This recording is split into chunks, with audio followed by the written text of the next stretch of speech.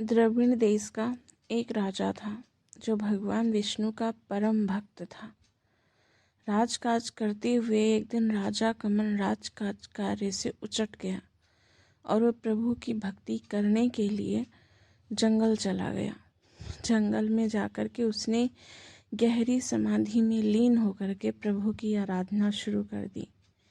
एक बार जब महर्षि अगस्त उस जंगल के रास्ते से गुजर रहे थे तो उन्होंने देखा ये तो राजा इंद्रदमन हैं जो द्रविड़ देश के हैं, परंतु राजकाज से समाज कल्याण से ये निवृत्त होकर के बिना किसी गुरु की आज्ञा के तपस्या में क्यों लीन हैं।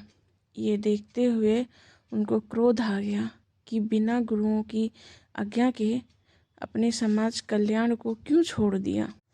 और महर्षि अगस्त ने राजा इंद्रदमन को श्राप दे डाला कि हे राजन, तुमने अज्ञानी पशु की भांति एक गज की भांति आपने अपने मन का कार्य किया है, इसलिए जाओ अज्ञानी गजराज बन जाओ। और राजा जो इंद्रदमन थे उन्होंने हाथी का रूप धारण कर लिया और उस हाथी का नाम गजेंद्र पड़ा। गजेंद्र कई हथिनियों के साथ जंगल में विचरण करने लगा और घूमने लगा। एक बार गर्मी की व्याकुलता से परेशान होकर के गजेंद्र ने सरोवर में पानी पीने के लिए गया। पानी पीने के बाद गजेंद्र ने सरोवर में अपनी हथिनियों के साथ क्रीड़ा करने लग गया। तब तक महान ताकतवर और बलशाली मगरमच्छ ने गजेंद्र का पैर पकड़ लिया। गजेंद्र हाथी बहुत बलशाली था, उसने बहुत कोशिश की, उसकी साथी हाथियों ने भी बहुत कोशिश की गजेंद्र को उसके चंगुल से छुड़ाने की, लेकिन मगर के मुख से गजेंद्र का पैर ना छुड़ा सके। जब गजेंद्र ने देखा कि हम तो मृत्यु के मुख पहुंच गए हैं, तो उसने भगवान विष्णु को याद करना शुरू कर दिया। भगवान विष्णु को याद करते हुए कहने लगा, प्रभु आप मेरी रक्षा करें, आप सर्वत्र हैं, आप ही मेरे प्राणों की रक्षा कर सकते हैं।